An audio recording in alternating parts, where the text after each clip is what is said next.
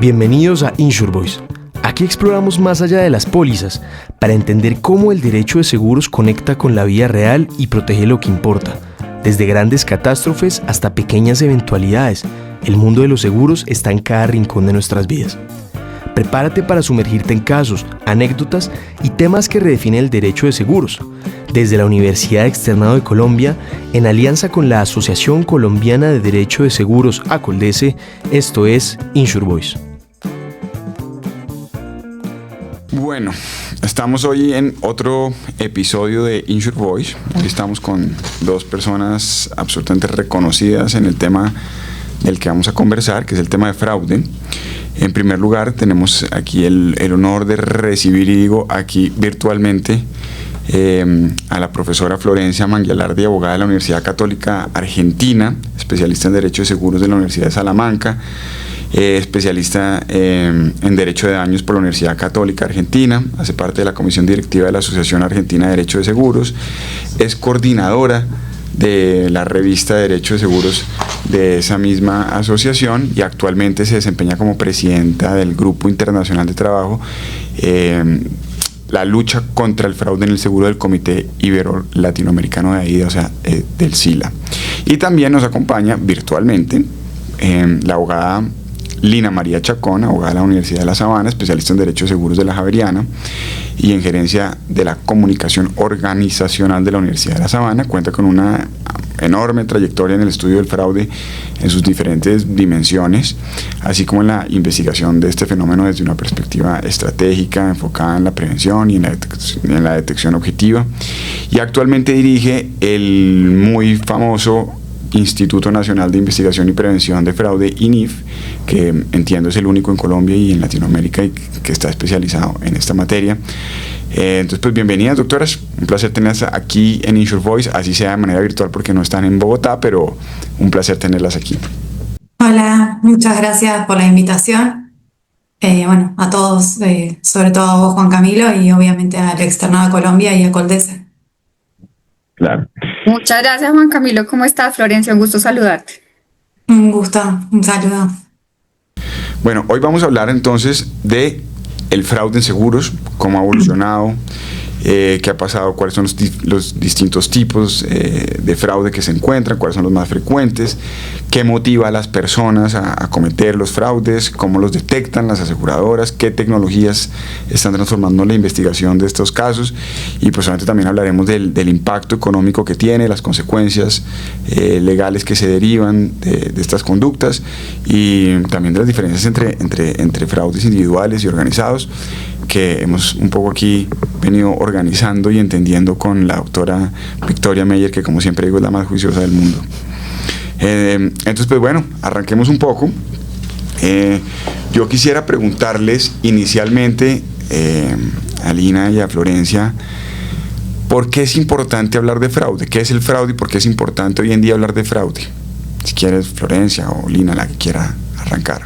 Bueno, si quieren, vamos. A ver, yo creo que el fraude es muy importante. Bueno, cuando hablamos de fraude, ¿qué es lo que estamos hablando? Es el engaño o ardid con la intención de recibir un beneficio económico por parte de una aseguradora, ¿no es cierto? Eso básicamente sería un poco el concepto que se da.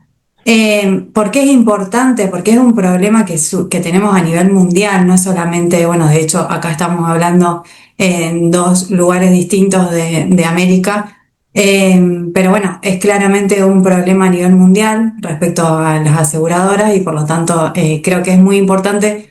Sobre todo yo siempre, un poco lo que digo es la concientización de la gente, o sea, las personas consideran que no es un robo o una estafa cuando están defraudando al asegurador, no lo consideran un delito, entonces me parece que es muy importante hablar del tema para concientizar y para que un poco se sepa que estamos ante delitos, ¿no es cierto? Ok. Y Lina, una pregunta. Ahorita yo decía que el INIF, el Instituto Nacional de Investigación y Prevención de Fraude, es el único en Colombia y realmente en general es el único en Latinoamérica. ¿Por qué es tan importante el INIF entonces? ¿Qué es el INIF y por qué es tan importante el INIF? ¿Y qué lo hace tan destacado? ¿Por qué lo hace único? ¿Qué lo hace único? Bueno, Juan Camilo, INIF, pues es el Instituto Nacional de Investigación y Prevención de Fraude. En efecto, su naturaleza es única en Colombia y en Latinoamérica, y fue un instituto que se creó hace 24 años con el único objetivo de estudiar profundamente el fraude y claramente traer y mirar modelos y referentes internacionales que pudieran fortalecer la lucha contra el fraude en Colombia, entendiendo esto como, en principio, una base con la información de todas las compañías para poder entender cómo se estaba manifestando el fenómeno, y de la otra generando cultura y generando conciencia alrededor de esto, que más que favorecer a un sector específico, de alguna manera mitigándolo y pues evitando, previniendo pérdidas, pues definitivamente construyendo país y entendiendo que la transparencia es el único camino que desde la parte interna y externa se debería forjar. Entonces, INIF es muy importante porque hoy en día es el principal aliado, no solamente de las compañías aseguradoras en Colombia, sino de todas las organizaciones que claramente pueden tener incidentes de fraude en cualquiera de sus manifestaciones, interno, externo, mixto, y pues claramente con la información que se ha venido gestando y se ha venido compilando desde hace 24 años, pues ya hay un récord bien interesante para poder hacer cruces y estudios profundos del fraude como un fenómeno y no como de manera aislada, que es como generalmente se ve. Entonces, la importancia además es que hemos también tenido la oportunidad de tener alianzas, pues desde Centroamérica hasta Suramérica, con diferentes entidades que también estudian profundamente el fraude, y conectamos muy bien en compartir no solamente la información, sino generar esa conciencia de la que habla Florencia alrededor de todo lo que nos está pasando, que pues es muy coincidente en los diferentes países también.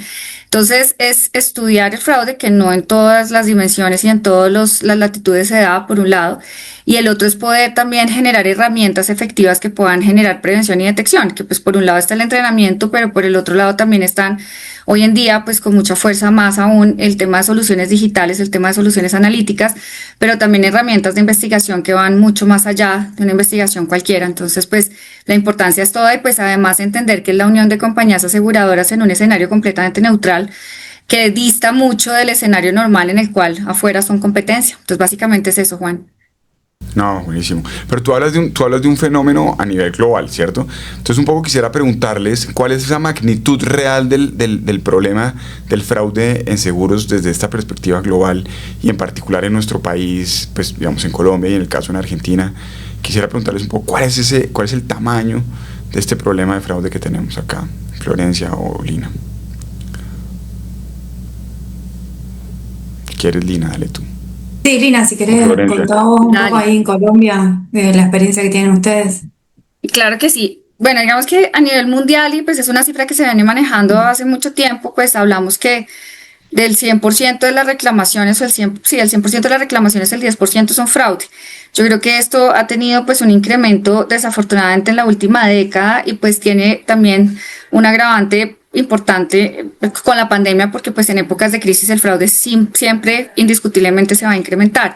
Entonces, el impacto que puede tener el fraude más allá de la manifestación que es, y pues Florencia hablaba del concepto que más allá que cualquier cosa, y por ejemplo en INIF lo hemos tenido como cualquier indicio, no, sino cualquier fuerza de mentira en relación con la reclamación o en cualquier otra acción que pueda venir del ser humano. Y pues aquí me hago referencia al tema de fraude interno, que es algo que ha venido teniendo una fuerza súper importante en el último tiempo también, y que ha facilitado de alguna manera que se pueda cometer el fraude externo y pues haya una complicidad con alguien de adentro. Entonces, el impacto es realmente amplio. Obviamente se conecta muy bien también con los primos hermanos, como digo yo, como es pues la corrupción naturalmente, el lavado de activos, sí, el soborno y otra serie de conductas irregulares que pues conectan muy bien con el fraude, y que pues obviamente la especialidad de fraude a los seguros sí sigue manifestándose entre un 10 y un 14% sobre el total de las reclamaciones. Esto es de lo que se descubre realmente, porque pues ya todos sabemos que las compañías de seguros existe una tarifación o existe una cobertura que da, pues entendiendo que el fraude siempre se puede presentar en unas líneas más que en otras, pero definitivamente sí podemos hablar que entre el 10, 14 o el 15% de las reclamaciones sí pueden tener un componente de fraude. Hay líneas de seguros que sí tienen por excelencia el fraude como en primer nivel, como puede ser hogar, puede ser vida, sí, puede ser un tema de banca seguros, en donde el fraude está alrededor del 80% en el total de las reclamaciones. ¿Y cómo ha evolucionado el fraude en seguros en los últimos años, especialmente con la digitalización? ¿Qué pueden opinar ustedes al respecto cuando ya la digitalización entra a tener un rol tan importante en, digamos, en el mercado en general, pero en particular con el fraude? Bueno, sí, yo no tengo ninguna duda de que la digitalización ha generado más facilidad por ahí para el defraudador en este sentido, porque, bueno, todas las cuestiones, nosotros, por ejemplo, ahora acá en Argentina, bueno, yo soy de Rosario, que es una ciudad, depende quién lo mire, podríamos decir que es la segunda ciudad del país. Si me escuchan los cordobeses, se pueden llegar a enojar mucho, pero bueno. Messi nació acá, así que podemos decir que es la primera ciudad de Argentina. Pero bueno, nosotros acá ahora empezamos con los expedientes digitales. Por ejemplo, si estamos hablando, ¿no es cierto?, ya de la parte cuando llegamos a un juicio, ¿no es cierto? Bueno, el fraude tiene tantas aristas y tantos momentos diferentes. Que bueno, depende de qué momento estemos hablando, pero bueno, por ejemplo, el tema de la digitalización de los expedientes hace, también de poder hacer un reclamo todo a través de la digitalización y no tener que presentar la documentación en original, hace que sea mucho más sencillo por ahí para el defraudador, ¿no es cierto?, en este tipo de cuestiones en donde no tiene que acreditar con documental original lo que está reclamando. Bueno, yo quería también complementar un poco lo que decía Florencia hace un momento con la sigue. pregunta anterior, no te preocupes.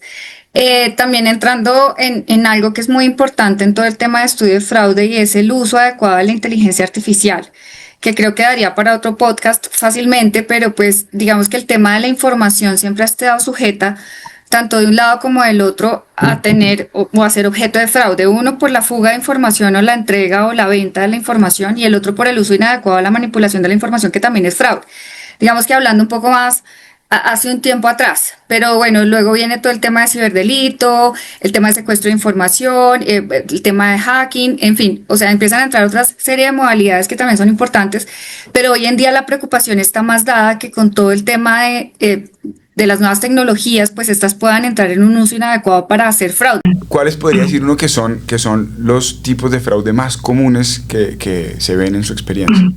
Pues modalidades hay muchas, el fraude cíclico, digamos que dentro de la experiencia que yo he tenido, los fraudes se repiten, las modalidades tienden a repetirse con cierto periodo de tiempo. Pues hay unos fraudes que sí son muy organizados y que hoy en día es a lo que nos enfrentamos, estructuras pues que están claramente conectadas con el crimen.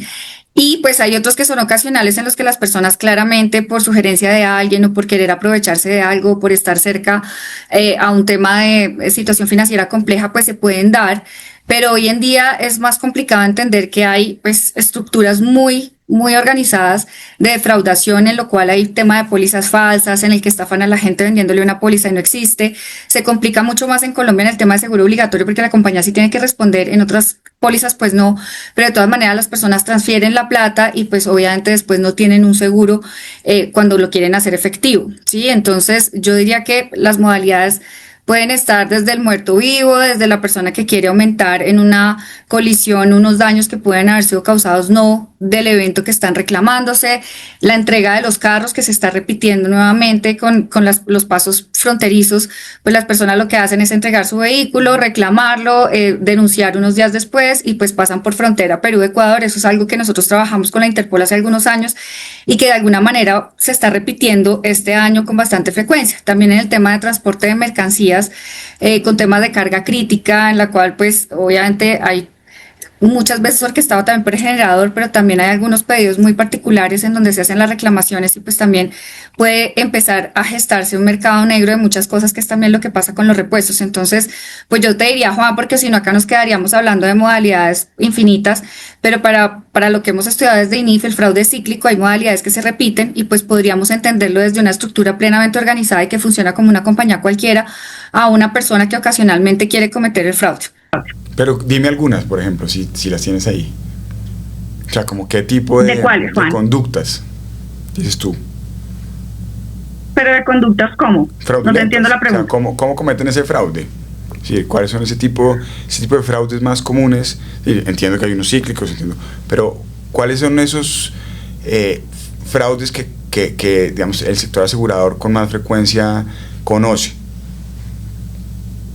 Pues mira, o sea, por ejemplo, en el tema de bancaseguros, en un programa o en un plan que tienen de retiro protegido, pues son bandas que están claramente organizadas, tú haces un retiro de plata que obviamente esa persona te ha consignado por alguna razón y como tienes protección de 2 horas, pues realmente no es que pase el robo, que es generalmente igual que en auto se configuraría una falsa denuncia y tú reclamas ese valor, pero ese valor realmente se duplica, o sea, lo que hace la persona es duplicar o triplicar el valor. Por ejemplo, en el tema de los carros, lo que te decía hace un momento, las personas entregan el carro, es decir, se lo entregan a una banda delincuencial o a la persona con la que estén generando el fraude y lo que hacen es reclamarlo posteriormente. Entonces, a quienes lo entregan les dan un valor y por el lado del seguro también les reclaman otro.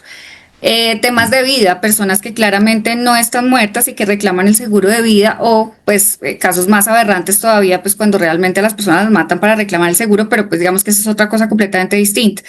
El tema de las desmembraciones o el tema de hace muchos años cuando cogieron a cedular o darle identificación a un grupo de indigentes para luego reclamar por seguros de vida, ¿sí? También vimos en el eje cafetero casos de temporales, o sea, esas organizaciones o compañías temporales que contratan a personas para hacer ciertos trabajos, visitadores médicos o ventas por catálogo, lo que sea, les hacían firmar una cantidad de documentos, entre esos un seguro de vida, les pagaban un curso de conducción, les daban una moto, les daban un carro, pasaban accidentes extrañamente o coincidencialmente y ellos reclamaban el seguro de vida, ¿sí? Entonces, cosas así es con las que nos enfrentamos casi que a diario. Doctoras, ¿y existe algún perfil típico de quien comete fraude en seguros o se puede entender que el perfil es más diverso de lo que la gente cree?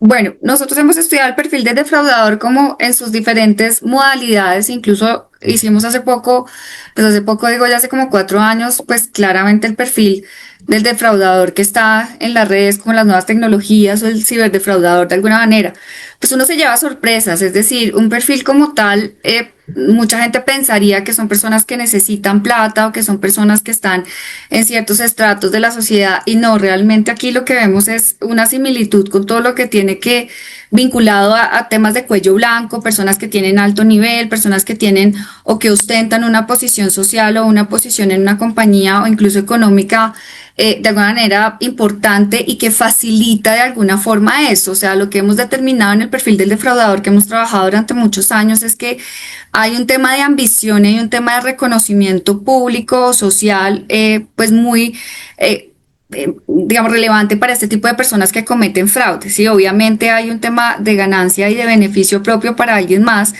que jala todo el tema, pero estas personas lo que buscan es que los reconozcan en sus entornos familiares, sociales, incluso académicos, porque logren ciertas cosas o porque obtengan cosas de una manera muy fácil. Y pues en el tema de los defraudadores en el espacio cyber, pues nos hemos encontrado con cosas muy chistosas porque es que el defraudador es de una edad que puede estar entre los 13 y los 16 años y pues obviamente no busca un reconocimiento porque estas personas sí están con un perfil muy bajo, pero lo que buscan es como acreditar en sus diferentes entornos ya en temas más oscuros, que son las personas que pueden fácilmente jalar información, hackear, entrar a las compañías, mirar esto, mirar lo otro, vender algunas cosas. Entonces pues es muy diverso el perfil que uno pueda encontrar, pero no necesariamente es el que uno se imagina. Son personas que realmente tienen una posición privilegiada en ciertos entornos y que quieren tener más plata o que quieren tener más reconocimiento. Entiendo. Y doctora Florencia, ¿qué motivaría a las personas a intentar defraudar a las aseguradoras? Yo creo que principalmente el motivo económico, sin lugar a dudas. Y esto de que no, vuelvo un poco sobre lo mismo, de que no hay un reproche social, o sea, en general no es que no está tan mal visto defraudar al asegurador, esto de conseguir dinero fácil, bueno, y me parece que es un poco ese lo que lleva a defraudar al asegurador. Claramente hay un montón de personas, o sea, yo no tengo ninguna duda que el que lo hace es un delincuente, sería, ¿no es cierto? No, para mí no hay duda de que es así, pero bueno, esto como que se considera que se obtiene el dinero de una manera muy fácil, que, bueno, como que no hay De hecho, yo ayer estaba hablando con un colega que me estaba contando un caso de tenía un cliente al cual le encontraron 9 autos robados, y entonces me dice, bueno, pero en realidad, o sea, son autorrobos en donde al que se defraudó al asegurador. Entonces no es tan grave el delito como si se lo hubieran robado a la persona que andaba en la calle, sino como que el mismo asegurado declaró haber sido robado para poder cobrar el seguro. Claro. Y ven a las aseguradoras como no como un aliado en el desarrollo económico, sino como un enemigo. Entonces no es grave defraudar a las aseguradoras y no se dan cuenta que al final esa defraudación termina teniendo un impacto en el largo plazo con el consumidor. Es decir, él termina siendo el afectado, al consumidor que patrocinó o que normalizó esas situaciones, no solo el que lo cometió, sino también el que supo y digamos, no ejerció ningún reproche, como lo decías tú. Y doctoras, también teníamos la pregunta de, pues en su experiencia, ¿han visto casos de fraude organizado y de fraude individual? Si nos podrían comentar un poco estas dos modalidades de fraude y cuál les parece a ustedes pues la más preocupante. Yo creo que Lina va a decir que organizado. Si quiere la doctora Lina. Bueno, ya les había dicho un poco en las anteriores preguntas, sí, y creo que me ha extendido. Sí, la mayor preocupación, por lo menos en nuestro caso y desde INIF, es el fraude organizado. De hecho, pues estudiamos mucho la vinculación, pues porque ustedes saben que es el perfecto eslabón de la cadena con lavado de activos y es lo que están viviendo ahorita las compañías de seguros, pero no solamente del asegurado hacia, sino en las diferentes relaciones comerciales que puede llegar a tener la compañía, ¿no? Aquí hablamos de proveedores, hablamos de muchas cosas. Y pues sí, es muy preocupante porque el fraude ocasional o el fraude individual, pues al final del día se pueden tomar decisiones de tipo técnico, donde ahí también tenemos un desafío muy importante, es compartir información para que se genere o se cree ese frente común donde esta persona no pueda ser recibida en ninguna otra compañía si ha tenido o un indicio o un fraude comprobado, aunque pues digamos que de cara ya a la objeción y eso ya es otra cosa completamente diferente, pero el organizado sí es mucho más fácil de desmantelar y de alguna manera de desarticular, porque ellos también se han profesionalizado mucho, entonces lo que buscan y tratan de captar son personas que no tengan ningún tipo de antecedentes. Tuvimos hace unos 3 años un tema complejo con vehículos de alta gama que estaban asegurando y que al poco tiempo se estaban robando y pues realmente las personas que tenían estas pólizas eran o personas que no son del país, pero entre 19 y 21 años de profesión peluqueros, que sus ingresos no superaban el $1.000.000 y compraban un carro de 400, 500 millones de pesos de contado. Entonces son bandas que claramente están articuladas para esto y pues financian otra serie de delitos y otra serie de temas. Y pues buscan personas que si se aseguran pues no les van a haber ningún tipo de problema y pues técnicamente podrían pasar. Obviamente ahí se tomaron otras medidas diferentes de cara pues a la suscripción y de cara a mirar la correlación entre los ingresos y cómo estaba comprando el carro y la edad y una serie de cosas que quizás al principio no fueron como miradas tan detalladamente. Entonces, para mí sí es fundamental pensar que atacar el fraude de una manera organizada es mucho más complejo, además porque se mezclan cosas que quizás sí conllevan un poco más de peligrosidad que el fraude netamente ocasional o individual. Entonces, Juan Camilo acertó en decir que iba a decir que lo organizaba. Y Florencia, tú también organizado. O sea, sí, no hay duda. O sea, a mí me gusta, hay como una clasificación en que uno dice el fraude duro, que es el crimen organizado, y el blando, el de las pequeñas mentiras piadosas, como se dice de cierta forma, que bueno, ambos dos tienen un impacto sin duda a nivel económico en las aseguradoras. Pero bueno, es cierto que el crimen organizado es mucho más complicado y mucho más frecuente y genera mucho más costos. Ahora nosotros acá en Argentina, que de hecho en el grupo de trabajo del SILA tenemos el jueves 18 de septiembre vamos a hacer una jornada en donde van a contar un poco de un caso bastante emblemático para nosotros en el país, en donde se investigaron y bueno, ahora están condenados en primera instancia, vamos a ver qué dice la Cámara de Apelaciones, pues no está firme el fallo, a una red de abogados que tenían, los condenan, esa es un poco el kit de la cuestión, que los condenan por asociación ilícita. Y bueno, es como que los abogados eran ellos los jefes de la banda, básicamente, en donde organizaban estos juicios inventados, siniestros e inventados, y tenían, bueno, toda una red atrás para poder defraudar a las aseguradoras y cobrar de distintas aseguradoras. Tenían, bueno, testigos falsos. No quiero spoilear porque lo vamos a hacer en la jornada. Pero bueno, un poco la novedad para nosotros está en que salió una sentencia y se condena a los abogados como jefes de la banda. No, se está haciendo quedar mal a los abogados. Es que una red de abogados.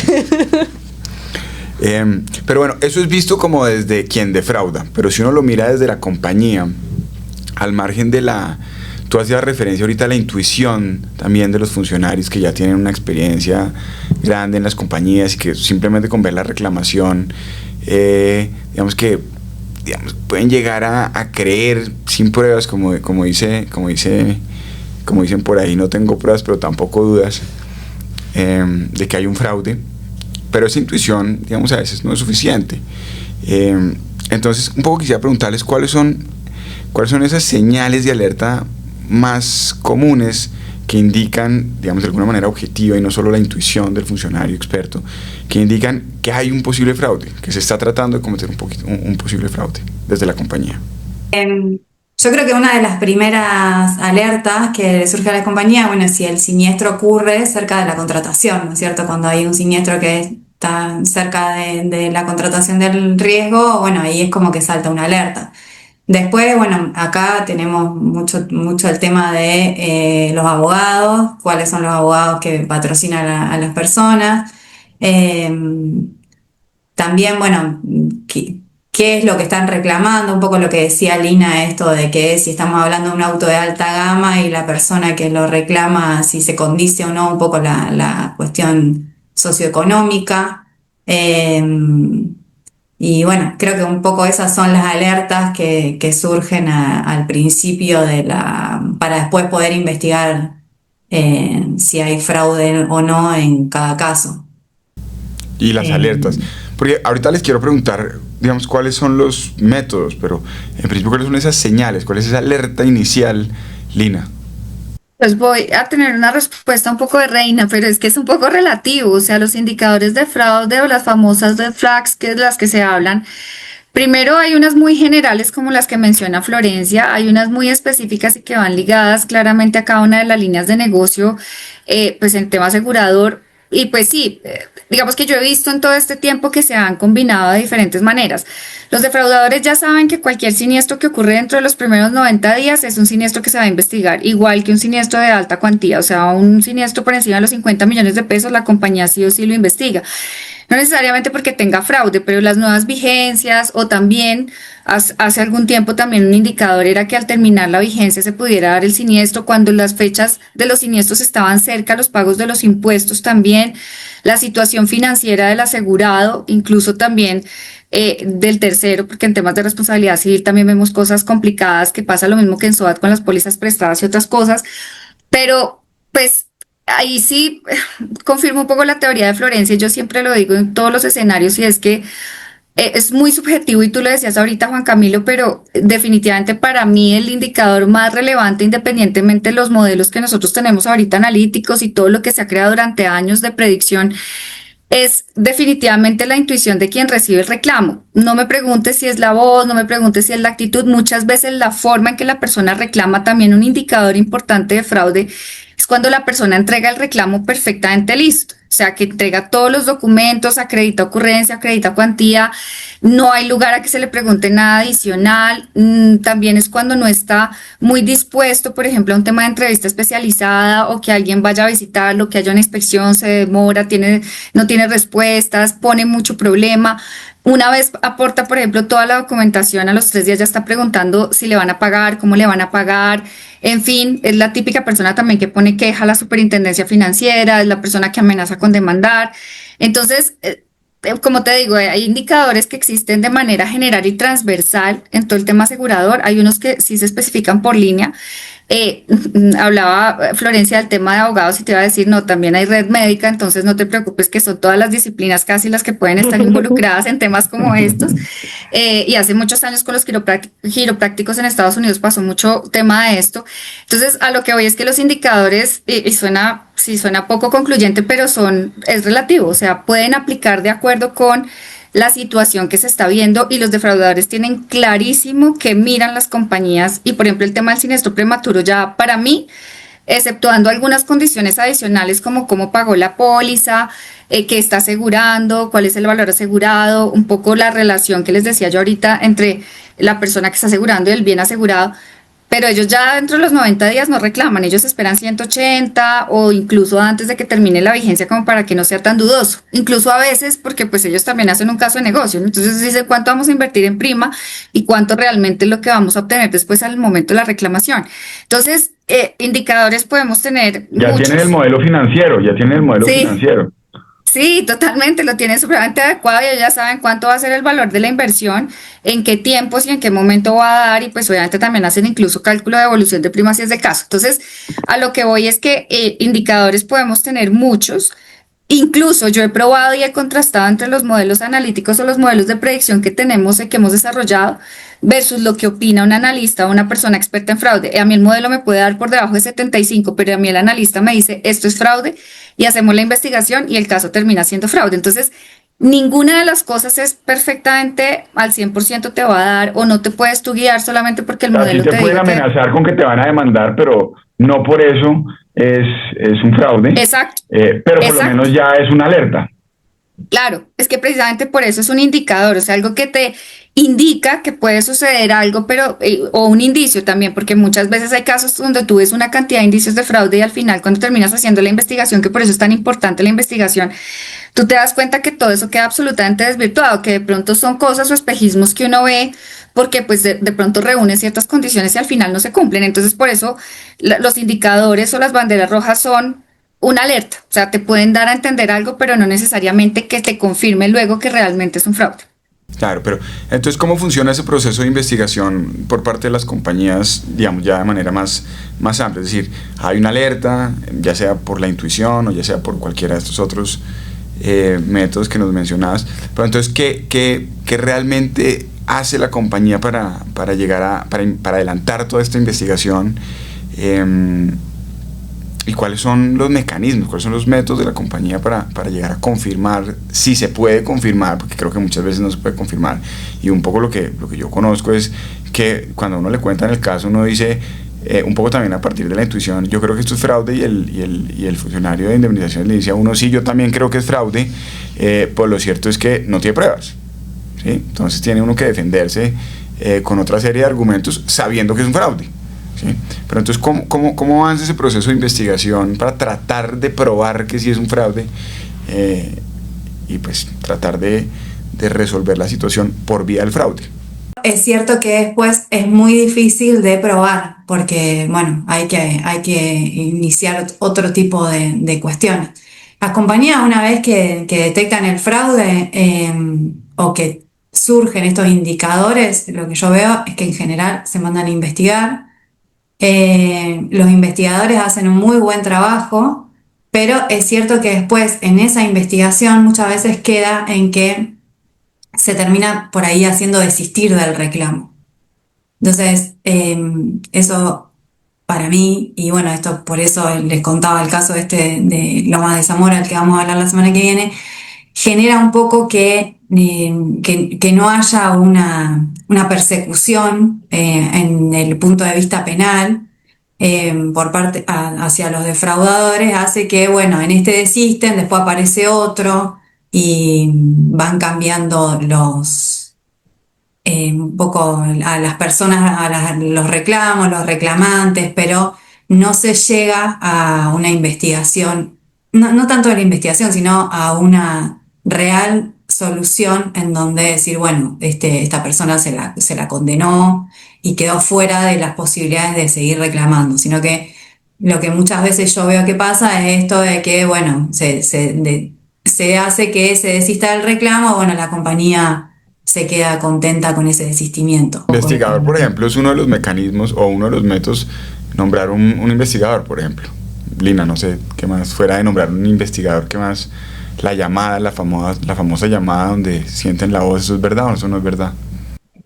Sí, pues sí, todo sirve, digamos que todo forma parte de la metodología de la investigación que preguntaba Juan, o sea, las compañías hacen un esfuerzo inmenso y más ahora, de 3 años para acá, han hecho un esfuerzo muy grande en que la originación o la suscripción del seguro sea de una manera tan clara y que sea tan validada que se eviten estos problemas después, porque claramente el tema de invertir en una investigación en tiempo, no tanto en plata, pero sí en tiempo y luego en un proceso, pues no es algo como tan viable en lo que ellos tienen en su estructura. Entonces, hoy en día hay muchos modelos,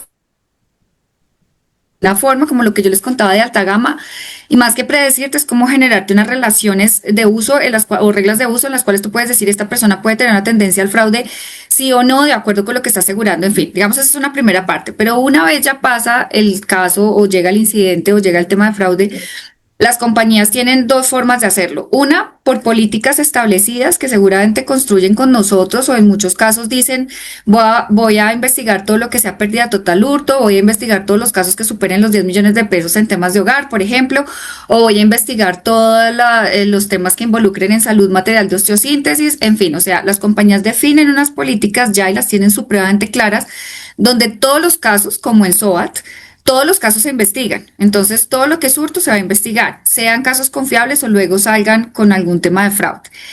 Luego se llega a la investigación, que la investigación tiene diferentes formas. Bueno, digamos que en esa primera parte, perdón, me la salto, es un poco lo que estabas diciendo, que es el tema de voice stress, que pueden hacer algunas pruebas preliminares, ahí también hacen un proceso como de filtro. Y esas personas que ya están entrenadas de cierta manera pueden decir que hoy en día muchas compañías dicen que es como una especie de triage y dicen si este caso va para investigación o no va para investigación.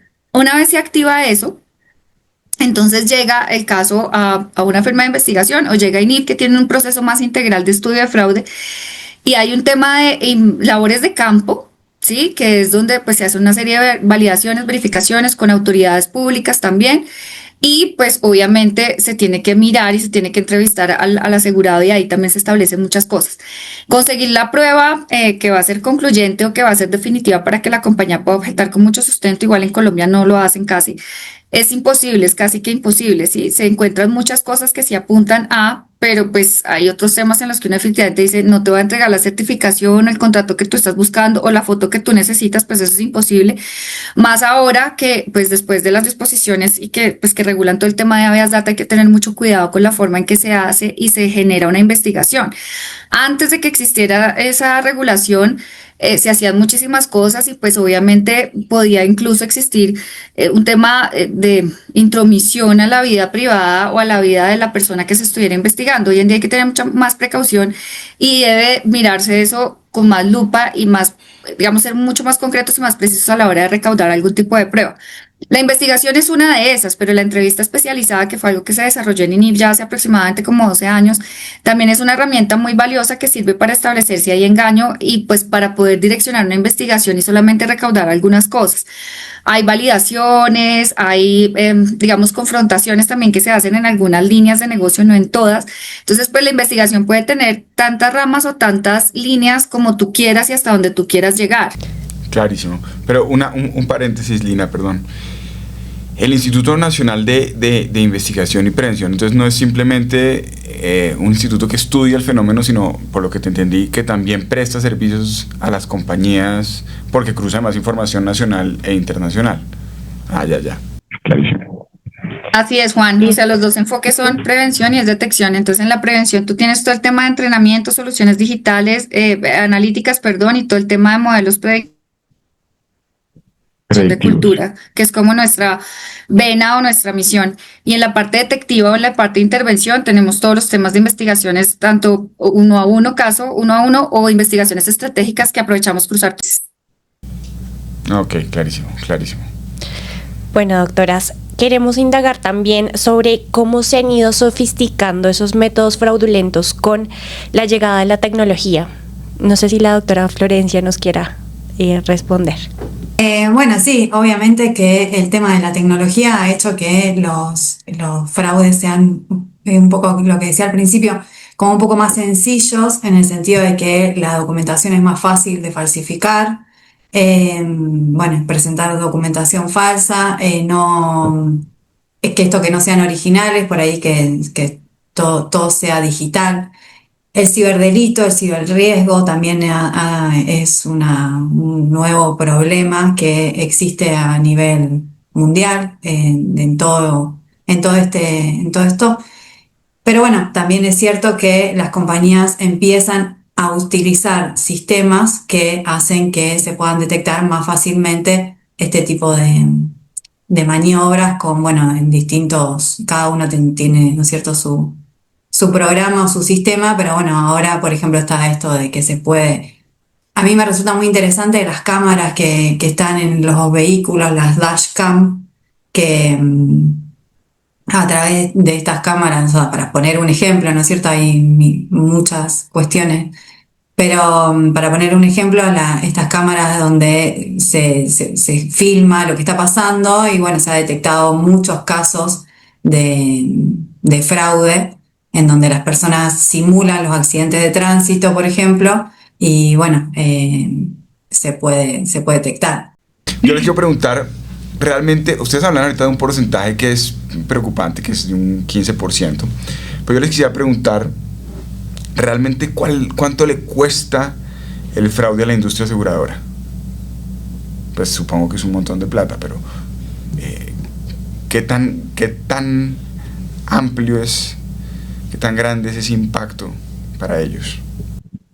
Yo estaba viendo que la Asociación Internacional de Supervisores de Seguros hace poco sacó un informe que cuesta $80 millones anuales es un poco el impacto que tiene. Lo que pasa, Juan, es que hay que tener en cuenta lo que decíamos al principio, o sea, esto es de casos comprobados, puede ser incluso más, y pues pueden estar mezcladas también las reclamaciones que se dan o los incidentes de fraude que se dan de tipo interno y de tipo externo.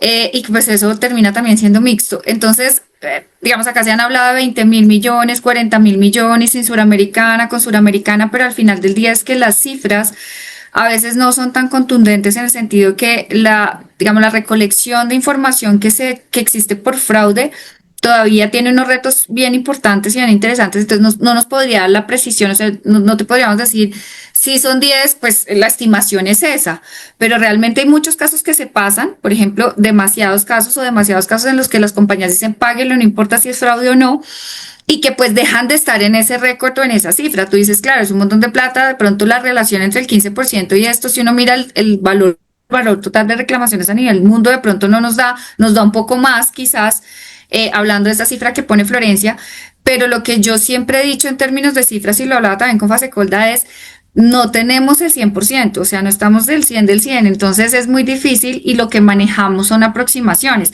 Si tú lo hablas con Kroll o lo hablas con alguna de las Big Four, te va a dar un dato también completamente diferente. Entonces nosotros tenemos mucho cuidado, siempre citamos, por ejemplo, en temas de fraude interno, o cuando alguna habla y dice, no, en fraude externo puede haber sido tanto, no necesariamente es aseguradora. A veces el fraude externo en compañías de seguros también se da, pero no necesariamente por un asegurado, se da por un tercero o se da por una persona que tenga una vinculación comercial con la compañía, como puede ser un proveedor, puede ser una persona que tenga algún tipo de relación diferente, pero que de alguna manera tenga una vinculación. Entonces, claro, si tú lo pones en un contexto frío no te va a dar, o sea, tú dices, no, acá estamos hablando de no sé cuántos millones de dólares, de lo que tú quieras, y lo veo con el 15 y como que no le veo mucho sentido. Entonces, pues yo te diría, son aproximaciones confirmadas cuando tú coges una muestra pequeña y tú dices, sí, me puede dar el 15, incluso a veces te jala un poquito más hacia arriba y te da 18, te da 20, o como lo que yo te decía, en algunas líneas de seguros te da incluso el 80% que es fraude.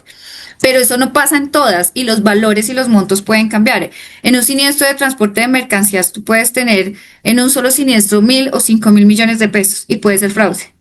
Sí, y eso ya te desvía completamente, pero te jala las cifras. Pero hay mucho fraude pequeño de SOAT, por ejemplo.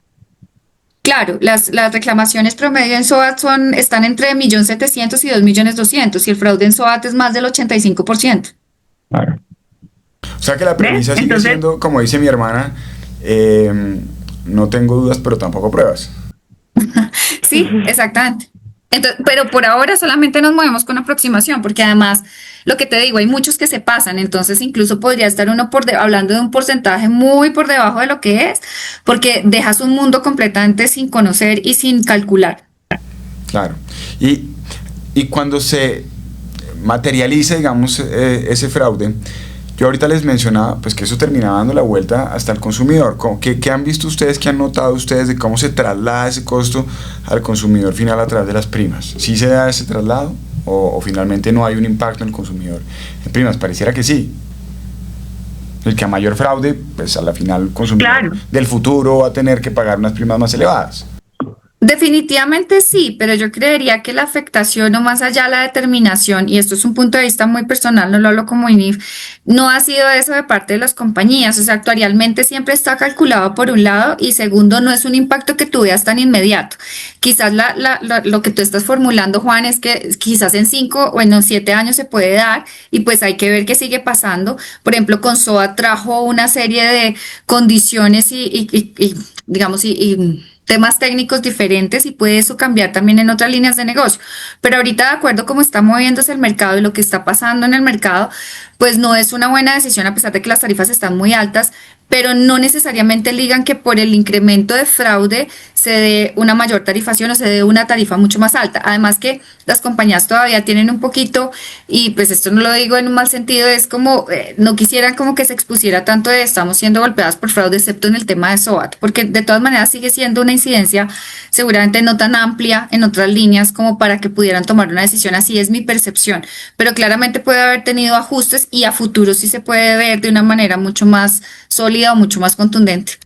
Claro, yo no lo decía directamente, pues sé que así lo entendiste, yo no decía directamente como hay más fraude los voy a castigar con más primas, sino que en la medida en que hay fraude que no se puede detectar, aumenta la siniestralidad y al aumentar la siniestralidad pues hay un impacto en las primas, lo decía dando totalmente de acuerdo. Yo creo que no hay, para mí no hay duda que hay un impacto directo en el monto de las primas. Y hasta nosotros acá lo notamos mucho en que depende en dónde uno esté contratando, por ejemplo en la póliza automotor, en qué ciudad uno la esté contratando, sale más barato o más cara, y eso no tiene que ver con la siniestralidad, pero para mí tiene más que ver con el tema de que hay ciertas ciudades donde hay mucho más fraude que en otras. ¿En cuáles? Sí. ¿En cuáles puede haber más fraude? No lo voy a decir.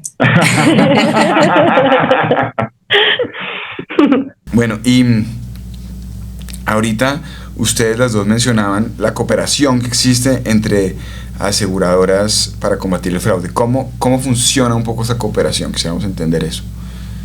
Bueno, digamos que esto también ha sido un reto y un desafío que se ha venido construyendo con el tiempo, porque en cuanto a la información, las compañías siguen siendo muy celosas, pero la necesidad ha demostrado que pues entre más compartamos la información y entre más unidas, y me refiero más unidas estemos, es esas alertas de las que tú hablabas, Juan, nosotros de una manera hoy en día muy discreta, precisamente por las regulaciones que tenemos, la compartimos y estamos muy, digamos, al tanto de lo que les está pasando a las otras en tendencias y modalidades, y tratamos de hacer jornadas, y por ejemplo este podcast me parece súper importante por eso, porque estamos siempre o permanentemente haciendo jornadas en las cuales estemos actualizándonos de lo que nos está pasando y buscando esas redes de relacionamiento entre nosotros, contándonos, oiga, a mí me pasó esto, seguramente esta persona puede llegar a su compañía, o esta modalidad me está perjudicando un montón y resulta que tiene conexión porque aquí reclama por RC, allá reclama por copropiedades, en el otro reclama por hogar, bueno, en fin, acá inventándome cualquier cosa.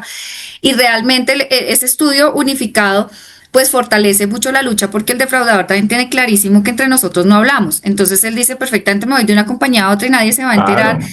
Entonces, pues eso es el nicho, o más bien ese es el ecosistema perfecto para él, porque incluso cuando pasan cosas de fraude interno, la persona sabe que no se va a marcar o que no se va a generar una referencia mala, entonces va perfectamente, incluso pasa sectores, entonces tú te lo encuentras después del sector bancario o te lo encuentras en el de petróleos, en fin, pero nosotros sí tratamos y tenemos por ejemplo, nosotros como INI tenemos una comunidad antifraude, una alianza global contra el fraude, y nosotros compartimos muchísima información por ahí y nos entendemos ya digamos a nivel de autoridad con Interpol y otras cosas, con operaciones o con temas que vemos de carácter transnacional, entonces tratamos de estar muy enterados de, oiga, esto está pasando acá, están llevando las cosas a este lado, y tratamos de compartir eso y mirar qué podemos hacer en conjunto. Hay acciones de corto, mediano y largo plazo. no todas involucran una jornada, digamos, no todas involucran una agenda grandísima que cada uno tenga una responsabilidad, pero por lo menos las compañías de seguros hoy en día sí son muy conscientes y son responsables de que lo que no compartan y lo que callen por X o Y razón, pues perjudica a los demás. Y tampoco se lo comparten a ella lo que le está pasando a los otros, es decir, ella no cuenta, pero tampoco le cuentan. Exactamente, entonces por eso vemos que en la información encontramos todo. Entonces cuando ellos empiezan a compartir su información y dicen, por ejemplo, nosotros tenemos una herramienta que es de IBM, que es el I2, empezamos a graficar muchos casos, pues pueden ser estratégicos, pueden ser uno a uno, y empezamos a ver la conexión que tienen todos con todos. Nos ha pasado en diferentes líneas de negocio, sobre todo en SOAT. Entonces en SOAT tenemos identificadísima la banda que está haciendo tema de pólizas falsas o que aprovechaba ciertas horas para generar una cantidad de seguros obligatorios, y luego nosotros eso lo ponemos en manos pues de la autoridad, claramente, con quienes nos apoyamos todo el tiempo, y pues denunciamos el caso, y pues ya ellos se encargan de hacer todo lo demás que tengan que hacer pues cuando identificamos una banda así como complicada. Pero sí nos apoyamos hoy en día mucho más que hace 10 años incluso, sí. Pero todavía hay ciertos temores y todavía no hay tanta apertura como uno quisiera, pero sí tratamos de formalizar la entrega de esa información, y tenemos también un grupo donde compartimos cosas y decimos, venga, a usted le está pasando esto, mire que estamos viendo estos casos, no sé qué, y pues en diferentes otras jornadas, en otros escenarios y con otras instancias, pues tratamos de compartirlo, Juan. Claro, estos son los nombres de los abogados de la red, se los comparto. Sí, acá por ejemplo, bueno, pasó esto que gracias a un poco en que las compañías, en este caso particular, las compañías se pusieron de acuerdo y tuvieron esto de compartir la información, fue que se pudo llegar a esta solución. Después también nosotros vemos, yo soy también abogada de la compañía de seguro que asegura a la AFA, que de los partidos de fútbol, en donde muchas veces yo decía, bueno, la misma persona que se cayó en la cancha por una avalancha, después chocó con la moto. O sea, por un lado venía el reclamo porque se cayó en el estadio, y entonces tenía 2 veces el mismo reclamo. Tenía mucha mala suerte, ¿no es cierto?, esta persona. Pero sí, aunque haya todo el fútbol, ¿no? Creo que no hay duda en que esto de poder compartir la información ayuda a detectar los casos de fraude, para que no pasen estas cosas, más allá de un poco del chiste. Pero bueno, es cierto que las mismas personas reclaman en distintas compañías la misma lesión, y a veces ni siquiera con motivo de algún siniestro, ¿no es cierto? Y además porque no siempre el defraudado es la compañía aseguradora, también muchas veces el defraudado es el consumidor por parte de terceras personas. Es decir, aquí la víctima no es solamente la aseguradora.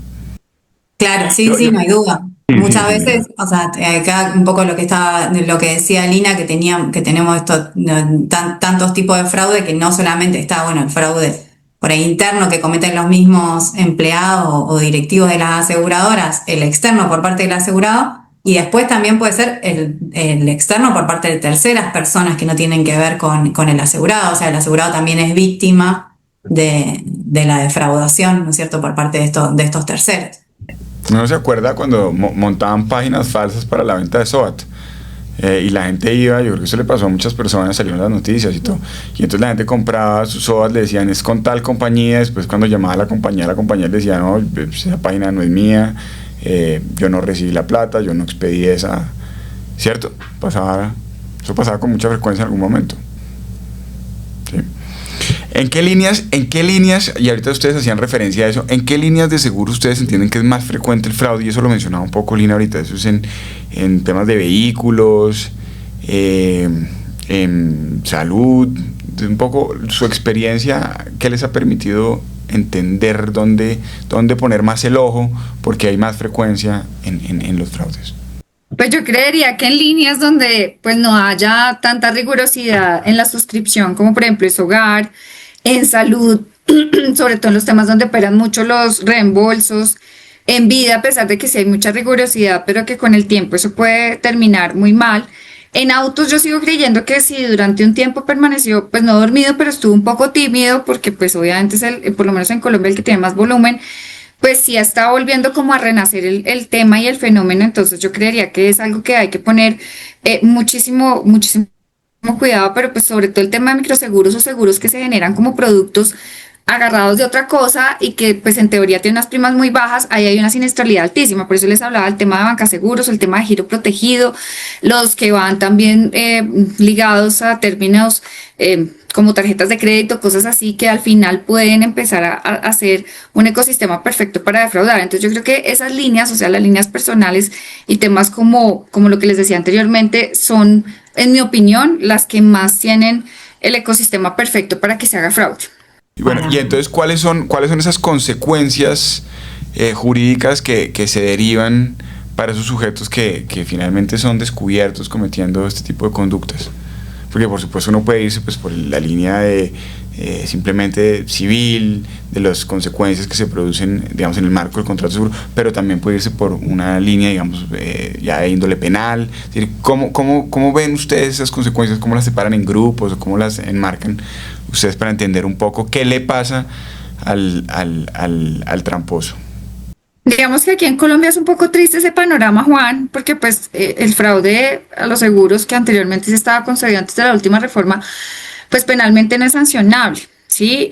Digamos que INIF hace muchos años hizo lobby y logró que dentro del delito de estafa fuera un agravante punitivo el fraude a los seguros y al sector financiero, pero al final pues es un delito contra el patrimonio económico, excarcelable, etc, etc.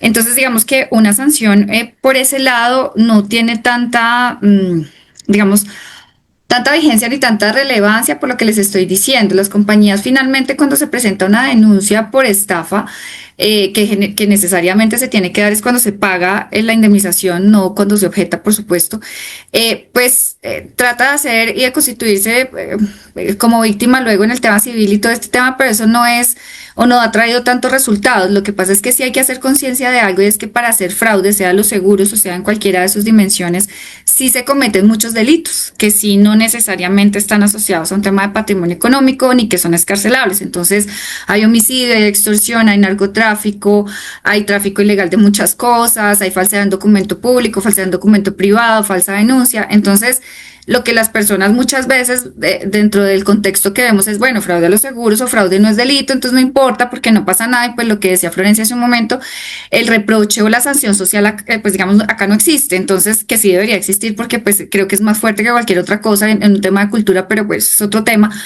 Pero lo que no somos conscientes es que para cometer fraude, para hacer un fraude, si realmente podemos estar inmersos en una serie de delitos que sí pueden tener un tratamiento distinto. Y es la razón por la que INIF, por ejemplo, sí tiene pues sus alianzas con las autoridades públicas, pues naturalmente la DIJÍN y la Fiscalía General, para realmente poder estructurar los casos y revisar muy bien cuál es el concurso de delitos que se da cuando realmente encontramos el fraude. Entonces, no es solamente que sea fraude sí o no, sino todo lo que va detrás de eso, que sí realmente puede complicar mucho a las personas que cometen fraude, y pues son las penas o son los casos que nosotros realmente hemos podido llevar a buen término con las autoridades pues competentes. Sí, clarísimo, clarísimo. Y Florencia, ¿tú querías...? Sí, bueno, yo un poco lo mismo que Lina, no, bueno, que claramente no se terminan de investigar la mayoría de los casos, o por lo menos, bueno, acá sí hay en el Código Penal hay un artículo que establece que dan de 3 a 6 años de prisión a las personas que pretenden defraudar a la aseguradora. Pero bueno, no es algo que nosotros normalmente veamos en donde se persiga penalmente estos delitos. Sí, bueno, como les decía antes, el caso emblemático que tenemos ahora, que pasó en Buenos Aires, que aprovecho para invitarlos a todos nuevamente el 18 de septiembre a las 18 horas de Argentina, o sea, 16 de Colombia, donde se va a exponer bien cómo fue el caso y qué fue lo que pasó, pero bueno, ahí sí las compañías se pusieron de acuerdo, 3 compañías de seguro, 4 creo compañías de seguro, investigaron el caso, lo llevaron hasta el final. Las autoridades judiciales lo tomaron en serio, porque bueno, eso también es importante, ¿no es cierto? Que no pase desapercibido, como bueno, ahí tenemos tantos otros problemas en nuestro país, bueno, ustedes también, que por ahí esto pasa desapercibido. Acá no, realmente se tomó en serio, que es una problemática importante. La Superintendencia de Seguro de la Nación se constituyó como querellante en el caso, o sea, fue un caso muy importante en donde realmente se investigó y se llevó hasta las últimas consecuencias. con unas condenas que, se los condena por asociación ilícita, que es más grave que la figura esta de defraudación a la aseguradora. Pero bueno, sin perjuicio de ello, se les dio a lo que más se los condenó fue a 3 años de prisión, pero 3 años de prisión efectiva. ¿Tú sí, Lina, crees que deberíamos tener una disposición como la que tienen en Argentina? Sí, señor, completamente de acuerdo. Sí, la conocí hace algunos años y estoy completamente de acuerdo con que aquí debería hacerse lo mismo. Ok, listo. Bueno, muchísimas gracias a Lina Chacón, directora de este instituto maravilloso, y a la profesora Florencia por habernos acompañado en este rato para hablar sobre fraude. Creo que ha sido absolutamente formadora todo lo que nos han podido comentar acá, su experiencia, y pues trataremos de estar pendientes para ver cuándo podemos incluir esa disposición en cualquier reforma.